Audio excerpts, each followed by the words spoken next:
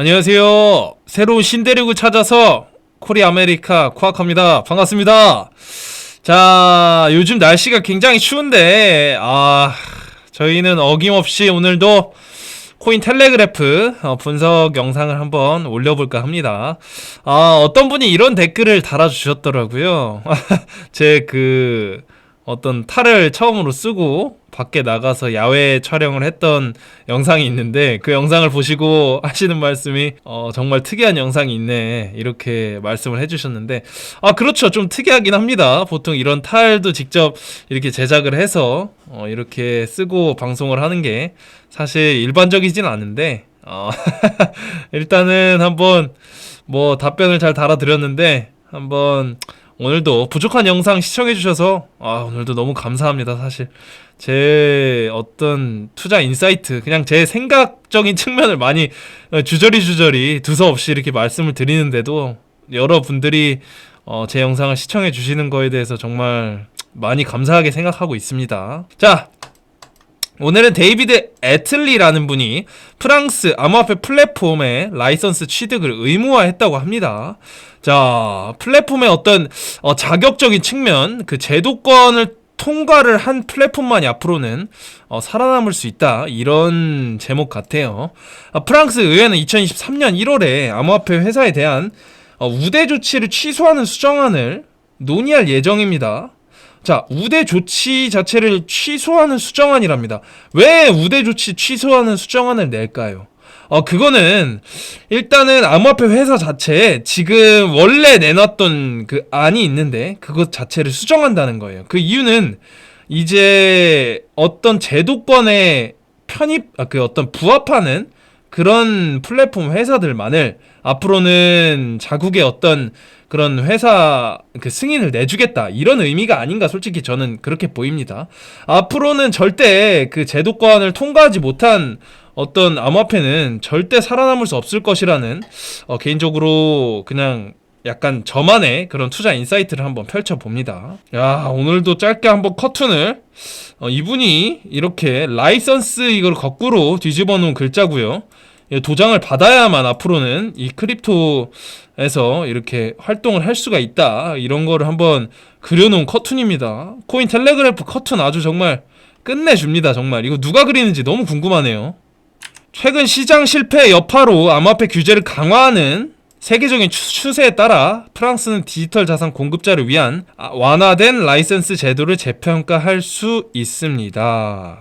자, 이번에 사태가 어떤 시장 실패의 여파라고 하죠. FTX 거래소 파산, 그리고 여러가지 암호화폐 대출 회사 파산들의 여러 소식이 들리면서 이제는 라이선스 자체가 확보가 돼야만 그 나라에서 어떤 암호화폐 회사를 운영을 할 수 있다는 그런 뜻 같아요. 그것은 유럽에서 가장 친한 암호 국가 중 하나로 자신을 제시하려는 국가의 노력에 도전할 것입니다. 자, 대부분이 지금 암호화폐 자체를 규제하는 법안을 많이들 만들고 있는데 아직까지 실질적으로 만드는 곳은 없어요. 그런데 향후에는 확실한 건 이 레거시 어떤 금융 혹은 정부 그런 쪽에서 어떤 기존에 있던 기득권층에서 그 신생 산업에 대한 영향력을 펼치기 위해서는 그들 내로 제도권을 편입을 시켜야 됩니다. 그거는 분명합니다. 왜냐하면 그들이 쉽게 다루기 위해서는, 그러려면 일단은 그들이 만들어 놓은 어떤 시스템, 법이 있겠고요. 여러 가지 어떤 의회, 그런 어떤 전통적인 산업군에 있는, 산업군이라고 해야 될지 제도권이라고 해야 될지 그런 부분에 있는 거를 활용해서 새로운 신생 암호화폐를 마음대로 주무를 수 있게끔 그런 걸 만들어야 이제 그들도 훨씬 더 편해지지 않을까, 그런 생각을 해봅니다. 파이낸셜 타임즈에 따르면 프랑스 상원 재무위원회 위원인 에르베 모레이는 암호화폐 회사가 2026년까지 정식 라이선스 없이 운영할 수 있도록 하는 조항을 삭제하는 수정안을 제안했습니다. 자사는 2024년에 법으로 제정되었습니다. 원래 2026년까지 정식 라이선스가 없이 운영할 수 있도록 하는 조항이 있었답니다. 그런데 그것이 삭제가 된 거죠. 제가 이 단락을 읽으면서 생각을 한 게, 지금 이제 제가 어떤 바라보는 인사이트 그리고 미래의 어떤 주목해서 바라보는 분야가 이 제도권에 부합하는 그런 플랫폼적인 측면이 앞으로는 많이 떠오를 거라고 생각을 하는데 그 부분에 저는 이미 선제적으로 좀 투자를 일부 좀 해놓은 게 있는데 일단은 여기 보시면은 이런 거 하나하나가 다 인사이트라고 생각을 하거든요. 저는 자 2026년까지 원래 라이선스 없이 운영할 수 있도록 하는 조항이 있었어요. 근데 그거를 삭제하는 수정안을 제안을 했답니다. 자, 이게 사실 이런 움직임 하나하나가 우리가 개개인들이 읽어낼 수 있는 인사이트예요, 사실. 이게 뭐 프랑스 뭐 상원 재무위원 이거를 가볍게 읽는 게 아니라 앞으로는 이런 걸 읽으면서 앞으로는 정말 제도권에 어떤 까다로운 라이선스 그리고 허가가 획득된 그런 코인들이 앞으로는 세상을 지배하겠구나. 이거를 눈여겨봐야 된다고 생각합니다. 근데 개인적인 기준으로 약간 비트코인이나 이런 거는 좀 예외 같아요. 그런 거는 워낙 최초 탈중앙화된 그런 부분이라 물론 그런 거에 대한 활용하는 측면에 있어서는 또 규제를 가하겠죠. 그런데 그 탄생 자체가 앞으로는 새로운 신생 코인이 탄생을 하려면 이런 라이선스적인 측면을 절대 무시를 못한다. 그거를 좀 인사이트로 캐치를 해내야 된다고 생각합니다. 뮤레이의 개정안은 기업이 2023년 10월부터 AMF로부터 라이선스를 취득하도록 의무화하므로 엄격한 확인 없이 운영할 수 있는 옵션을 종료합니다. 그의 말에 따르면 FTX 붕괴는 다음과 같은 점에서 게임 체인저였습니다. 자, 이분은 FTX 붕괴를 게임 체인저라고 얘기를 하네요. 이로 인해 프랑스 시스템 내의 많은 플레이어가 상황을 더 엄격하게 감독해야 한다고 생각하게 되었습니다. 자, 이분이 생각하는 거는 이번 FTX 사태를 통해서 결국에는 훨씬 더 이 게임 체인저가 어떤 이 암호화폐 산업군에 혁신적인 분야를 가져올 거다. 뭐 이런 뜻이거든요. 이게 더 긍정적으로 바라보는 것 같아요. 이번 그 피해자들에게는 정말 안타까운 일이긴 한데 붕괴가 됨으로써 암호화폐 시장이 얼마나 비제도권에 있고 그 이용자들을 보호해줄 수 없는 그런 상황인지 그리고 그런 어떤 법적인 제도 절차가 마련되어 있지 않은 부분에 대한 거를 한번 얘기를 한 것 같아요. 라이선스를 취득하도록 의무화함으로 엄격한 확인 없이 운영할 수 있는 옵션을 종료한다고 합니다. 자, 여기서 얘기하는 건 일단은 일례로는 일개 프랑스의 어떤 얘기일 수 있어요. 사실 그렇게 받아들여지기도 합니다. 그런데 이게 사실 그래요. 이 어떤 프랑스 혹은 굳이 어떤 유럽의 어떤 국가가 아니더라도 일개의 어떤 작은 국가에서라도 뭔가를 시작을 하면 그거는 결국에는 세상으로 퍼질지 어떻게 될지는 아무도 모르는 겁니다. 정말 이게 그런 만큼 어떤 필요성이 대두가 된 거거든요. 세상에 어떤 탄생하는 것 자체가 이미 그 세상에서 어느 정도의 니즈가 있고 수요층이 있기 때문에 그런 어떤 신개념이 탄생을 한 거라고 저는 생각을 합니다. 그런 부분에서 지금 프랑스에서만 이렇게 이런 부분을 생각을 한다고 이렇게 얘기를 하시는 분이 분명히 있을 것 같아서 제가 말씀을 드리는데 일례로 이렇게 일부분에서 시행을 하는 게 결국에는 세상으로 퍼집니다. 시작은 미약하나 끝은 창대하리라. 어떤 제가 종교적인 그런 사람은 아닌데 결국에는 이런 말도 있듯이 결국에는 나중에 가서는 이게 어떤 모두가 다 시행할 수 있는 그런 날도 분명히 오리라고 생각을 합니다. 저도 그렇게 생각하고요.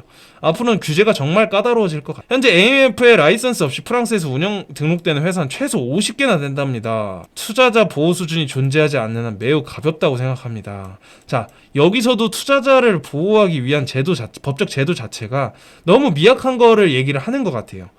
이게 어떻게 보면 사실 저는 그렇게 생각합니다. 개개인들을 위한 척하는 어떤 본인들의 제도권 내로 편입을 하기 위한 어떤 정말 포장을 잘한 예쁜 선물이 아닌가. 그러나 그 선물 안에는 결국에는 본인들의 지휘권을 명확하게 만들기 위한 어떤 그런 법적인 제도 절차가 아닌가 그런 생각을 조심스럽게 해봅니다. 이 수정안은 12월 13일 상원에서 채택되었으며 2023년 1월 의회 심의로 향할 예정입니다. 협회인 이 수정안을 미국 예산을 포기하는 신호로 간주합니다. 프랑스 의원들에게. 최근 두 번째 대통령 임기를 맞이한 이 정부는 디지털 산업에 의한 목소리를 높인 것으로 유명하다. 자, 뭐 이런 얘기들이 있습니다. 유럽 메타버스, 뭐 필요성 이런 얘기들이 있죠. 결론은 일단은 뭐 결국에는 이 제도권 내에 있는 어떤 코인 그런 것들이 중요해질 것이다. 그런 겁니다. 제 팩트는요. 자, 그리고 조금 된 기사인데 좀 재미있는 것 같아서 한번 읽어볼까 합니다. 아나스타샤 코르. 암호화폐 인플루언서를 제거하는 것은 시장을 치유하는 데 도움이 되는 한 단계라고 하네요. 자, 사실 인플루언서를 제거한다는 것은 저한테는 좋은 건 아닌 것 같아요. 저는 아직 인플루언서는 아닌데 일단은 나중에 향후 인플루언서가 될지 어떻게 아나요? 이런 코인 가면을 쓰고 이 비트코인 가면을 이렇게 쓴 그런 유튜버 나중에 될지 모르겠는데 일단 한번 읽어보겠습니다. 이게 인플루언서들이 코인 시장에 미치는 영향이 굉장히 크다고 생각을 하는 것 같아요. 그러다 보니까 그들이 시장을 좌지우지할 수 있는 그런 영향력이 있다. 그렇기 때문에 그들은 이제 어떤 암호화폐 시장에 있어서 약간 악이다 이렇게 생각을 하는 그런 부분 같습니다. 여기 빅보이 크립토가 있죠. 이분 뭐 잘 아실 겁니다. 비트보이. 워낙 유튜브 상에서 한 번쯤은 코인 시장에 관심이 있으신 분은 이분 영상 한 번쯤 보셨을 수도 있어요. 왜냐면 코인 시장 자체가 아직까지 우리나라보다는 약간은 외국에서 좀 더 그 영향력이 있고 어떤 비트코인 자체가 외국에서 시작된 거라 우리나라에서 물론 많은 인플루언서들이 다루긴 하지만 좀 더 빠르고 정확한 정보들은 사실 이런 분들이 더 많이 갖고 있긴 하죠. 이제 암호화폐 인플루언서가 어떤 미디어에서 암호화 자산을 홍보하는 것을 완전히 금지한다고 해요. 저도 사실 이거에 대해서는 조금 동의를 하는 입장입니다.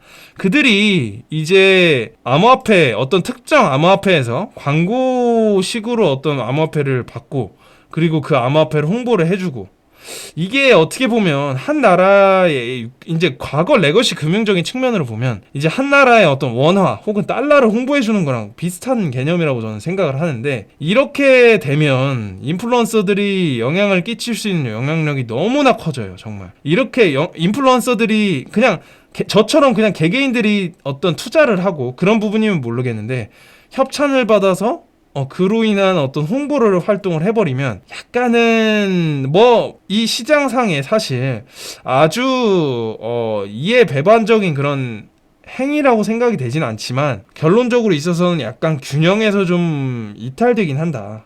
아직까지 암호화폐 시장이 나중에 향후에 지금 세계를 주름잡는 레거시 금융까지 시장이 커진다면 더더욱 문제가 되겠고 지금은 아직 작은데도 이 정도의 영향력을 펼치는 건 너무나 약간 암호화폐 시장에 약간 독이 되는 그런 부분이라고 생각을 하는 것 같아요. 예를 들어서 이런 부분이 있었죠. 트위터의 새 소유자인 일론 머스크의 그 도지코인이 있죠. 이때 도지코인이 일론 머스크가 도지코인으로 뭐 테슬라에서 결제를 한다 뭐 이런 식으로 하자마자 거의 하루 만에 뭐 23% 그리고 며칠 만에 거의 한 100%였나요? 200%였나요? 아마 많은 분들이 아실 겁니다. 이게 인플루언서들이 얼마나 이 코인 가격을 조종할 수가 있는지에 대한 일예가 될 것 같아요, 사실. 근데 이게 글쎄요. 이게 뭐가 맞는지 모르겠는데 어떻게 보면 또 그냥 그들이 똑똑하게 어떤 시장에서 뭔가 불법적인 거를 저지르지 않고 합법적으로 뭔가를 행하는 행위 같기도 하고 한편으로는 조금 너무 큰 영향력을 펼치는 것 같기도 하고 이게 참 저도 어떤 방향이 맞을지는 솔직히 잘 어렵긴 하지만 영향력적인 측면에서 너무 시세 조종을 하면 안 된다. 어느 정도의 그런 뭐랄까요 조금은 투자 인사이트 정도를 넌지시 얘기하는 건 좋지만 어떤 특정 코인을 갖다가 너무 맹목적으로 홍보하는 건 좀 시세 조종적인 측면이 분명히 있을 수 있습니다. 자, 이번에도 많이 아시죠? 창펑자오하고 샘 뱅크먼 프리드 사이에 뭐 FTX 토큰을 매도를 하고 그거를 이제 바이낸스에서 뭐 엄청난 이득을 매도가 되기 전에 이 어떤 하락을 하기 전에 FTX 토큰, FTT 토큰을 매도를 하고 그 부분으로 인해 엄청나게 많은 이익을 얻었다. 뭐 이런 얘기들도 있고요. 결국에는 암호화폐 시장 자체가 이런 부분이 분명히 있기 때문에 이걸 제도화를 분명히 해야 된다. 그거가 아까 제가 첫 번째 다룬 뉴스와도 연관이 좀 되는 것 같습니다. 분명한 건 아직은 저도 솔직히 그래요. 저도 아직 저 많이 부족합니다. 솔직히. 제가 여러 가지 점 찍은 코인들이 아직까지 큰 상승을 보여주고 있지는 못하지만 저는 향후에 이 코인들이 결국에 엄청난, 지금은 이렇게 잔잔한 파도지만 결국에는 이만큼의 파도가 나중에는 생길이라고 믿어 의심치 않는데, 이거 똑같은 것 같습니다. 지금 과거에 한 2017년 그리고 2013년 이때만 하더라도 시장 자체가 너무 작았어요. 그런데 이제 시장이 점점 커지면서 이제 기관 투자자도 생기고 이 시장에 대한 믿음이 강한 사람들이 모이면서 이 시장에서 레거시 금융에서도 이들을 가만 놔두지 않고 제도를 만들어서 이들을 통제하려고 합니다. 그렇다는 거는 이들의 영향력을 인정을 해주는 셈이거든요. 그런 부분에 있어서 저는 참 이 인플루언서들의 이런 홍보 방식 조금은 제도가 필요하다, 이렇게 좀 생각을 합니다. 그들이 모든 걸 조종을 할 수가 있어요. 그런 부분은 좀 경계를 해야 되지 않나, 그런 생각이 듭니다. 분명한 거는 유명인 암호화폐 프로모션이 장점과 단점이 분명하게 존재한다고 생각을 한다는 점입니다. 암호화폐 광고에 유명인을 이용하는 가장 큰 문제는 그들이 일반적으로 거대하고 열성적인 추종자들을 지휘하지만 그들의 청중은 종종 암호화폐에 대한 지식이 거의 없습니다. 이거 맞아요. 대부분이 암호화폐에 대한 지식이 사실 거의 많이 없긴 합니다, 사실.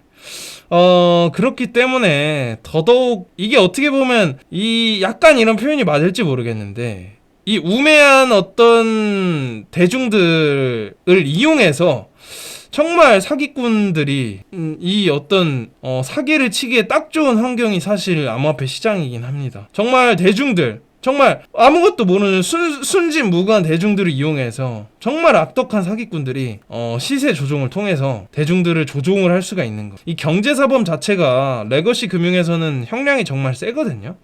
그런데 암호화폐 시장에서는 아직까지 그런 부분이 명확하게 존재하지 않기 때문에 처벌에 대한 수위가 확실하게 어떤 정해지진 않은 부분이 있어요. 그런 부분에 있어서 절대적으로 규제가 더더욱 들어와야 된다고 생각합니다. 오늘 영상은 약간 길었는데 어떻게 오늘 끝까지 봐주신 분이 있다면 오늘도 정말 감사합니다. 제가 많이 부족하지만 앞으로 투자 인사이트, 코인 텔레그래프 기사를 읽는 것 자체가 굉장히 저한테는 글쎄요, 이게 어떤 도움이 되냐 이렇게 말씀하시는 분이 있을 수 있는데, 이게 결국엔 쌓이고 쌓입니다. 저하고 이렇게 기사 하나하나를 이렇게 읽어나가는 습관을 들이시다 보면 본인들만의 인사이트가 쌓이고, 분명히 저도 혹시나 어떤 인사이트가 쌓이면 결국에 제가 새롭게 투자하는 프로젝트가 생기면 저도 그거에 대해서 말씀을 드릴 예정입니다. 그렇기 때문에 저와 함께 따라오신다면 저는 글쎄요, 이 어떤 수익적인 측면은 제가 말씀드리진 않겠습니다. 그 부분에 대해서 말을 아끼겠지만 결국에 어떤 인사이트를 키워서 어떤 근육을 만드는 거죠. 외적으로 제가 뭔가 근육을 만들어주는 게 아니라 내부에 있는 근육을 스스로 같이 키우는 겁니다. 저하고 운동을 같이 하시는 거예요. 저는 그렇게 생각을 하거든요. 하여튼 오늘도 부족한 영상 시청해주셔서 너무 감사합니다. 앞으로 더더욱 좋은 영상 열심히 발전하는 코아카가 되도록 하겠습니다. 감사합니다.